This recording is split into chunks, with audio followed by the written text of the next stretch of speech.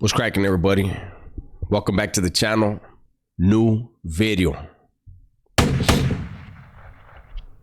So I recorded a video for this channel, and as usual, it's under review. So I'm gonna give you guys a video. The audio doesn't sound right to me. Anyways, I'm gonna give you guys a video on this channel that normally I would put on the big channel. It's not something that I would normally put over here, but I'm about to head out for the day.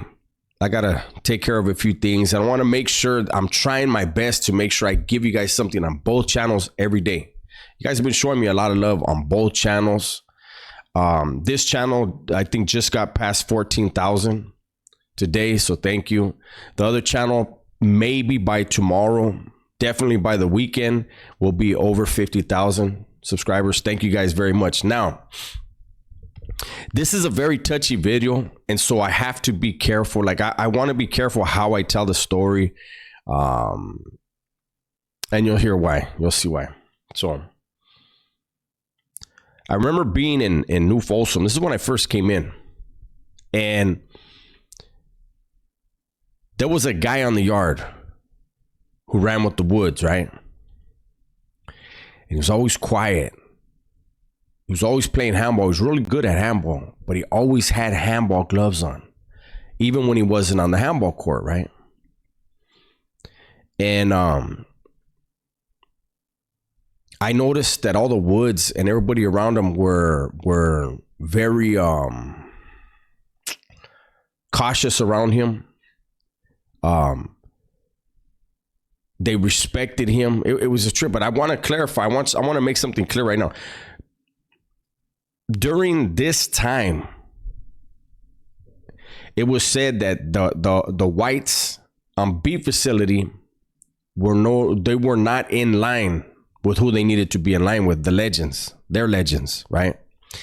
And so it was like, I mean, that's their business. They have to send their shooters to clean up that yard, right? So it was basically like, okay, the whites on this yard, they're really no good. But the ones on C facility in New Folsom at the time were with the business, right?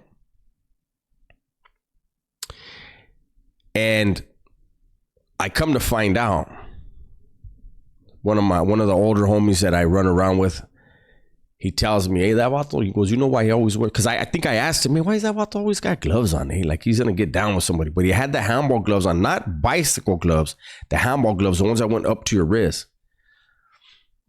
And he told me, you know why he wears them, homie? And I go, why? And he goes, that dude used to be a legend for the whites. He goes, he used to be a legend. He goes, the tattoo is on his wrist. He's covering it up. And I'm going to say this dude's name. His name was Kenny Costa.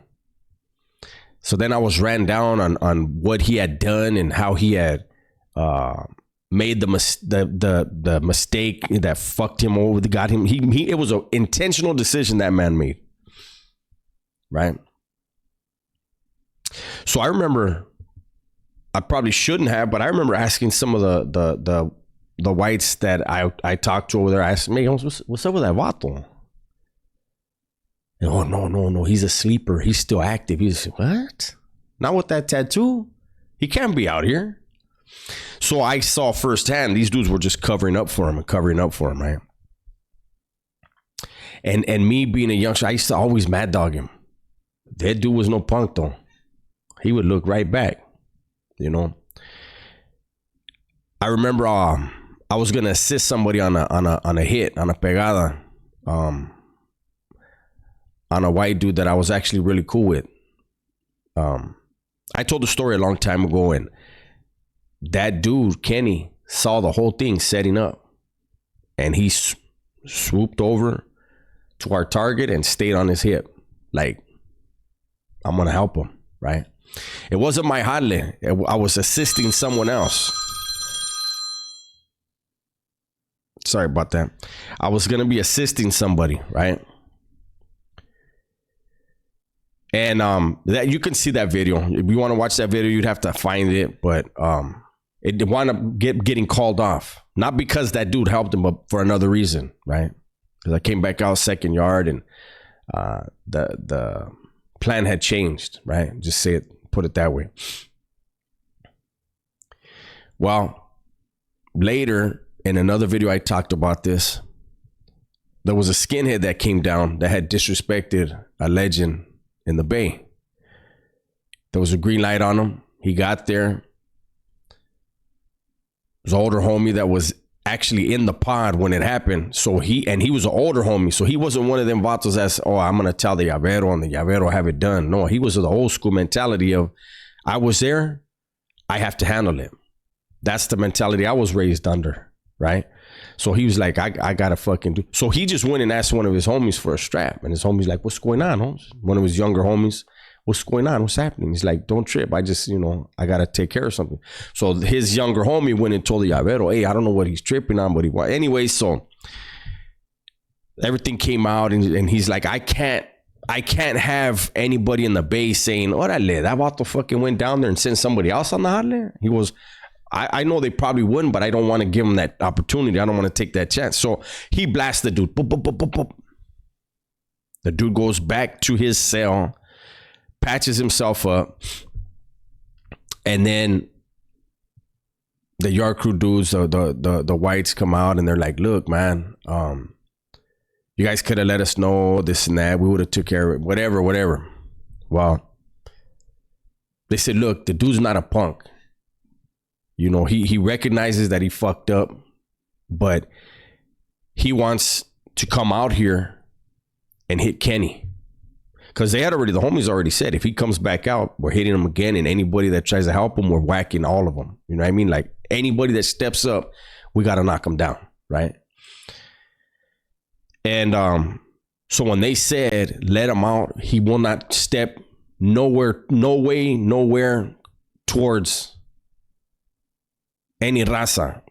He's going after Kenny. That right there was music to people's ears. Because it was like, it's about time somebody's going to move on that dude, right? So they said, tell him he can come out and to handle that. It's all good, eh? So sure enough, that vato came out and he tried his best, eh? But that dude had got to the level at one point that he was at for a fucking reason. He got holes put in him. Believe that. There were holes punched into him. But he anyways. So they go to the cages and this dude, Kenny, tells the Judas, hey, because they thought it was just a fist fight. And he was like, no. He whacked me. He goes, look, I got holes in me. And he goes, and by the way, this southerner over here whacked the guy that he told him the whole thing. That guy whacked that guy, and that guy decided to clean it up over here. And so they went and got the homie that had hit the skinhead, right? Now here's the thing. I remember going when I went to the Bay, and I was neighbors with one of the main legends for the whites, right? And I told him, we got to know each other, we got cool and shit. And I remember telling him, hey, when I was in Folsom, this dude was there, and he was like, yeah, we heard about that. That's why that yard was like basically like, fuck them. They're gonna let him walk around and fuck them. We didn't care what was happening over there because of that. And I told him, I said, I know that there was discussions of raza from Southern California hitting him because it was like, how the fuck are we going to do business? How's anybody going to do business around somebody like that? But he had so many dudes shook that it was like, basically it was, should we go to war over that? Right? And is it even our responsibility to clean up that whole mess? Because, anyways, and he was like, so what is the question? And I said, how would you personally have felt if a Mexican would have hit that white dude? And he said, he wasn't white. And I go, what do you mean? He said, when he did what he did, he ceased to be white. He said, what group will ever go to war over a piece of shit? He said, anybody's able to hit him at that point. And I remember years later, getting out of the shoe, went back to New Folsom, and I remember having a conversation with a white dude, right? And I told him, hey, man, because he had been on that yard, right? And I said, hey, remember that whole shit? And he goes, yeah. I go, well, I talked to, so-and-so, and this is what he told me. And he was like, shh, hell nah. He goes, nah, he was still white, this and this and that. And I was like, what the fuck? How? Look at what he did when he got hit. He dragged the homie down, But I tell this story because to me, it was very interesting. I don't know if anybody else will find it interesting, but now that everybody's out, here's the thing. There were a lot of, I don't want to say a lot, but there was a number of whites that when everybody was slammed down, when their legends were slammed down, they basically thought they could do whatever they wanted. And it was the skins that were kind of more pushing for the whites.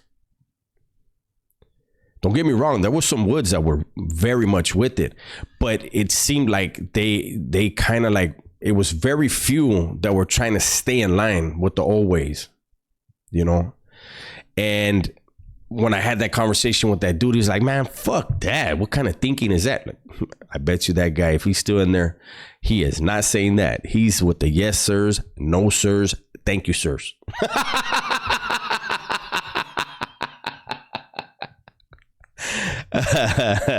That's like when I made that video and I was talking about how some of these vatos, they get in the comments and they talk tough and they call people certain names and I'm like, damn, homie, like that first of all, that's punk shit, but like that must feel like, what do you, I can't even formulate a sentence about that. Like, do you feel tough banging away on your keyboard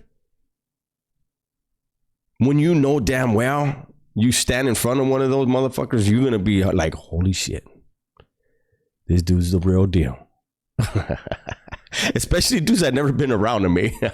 They get all nervous. But anyways, I gotta get out of here. I just wanted to make sure I put a video out today.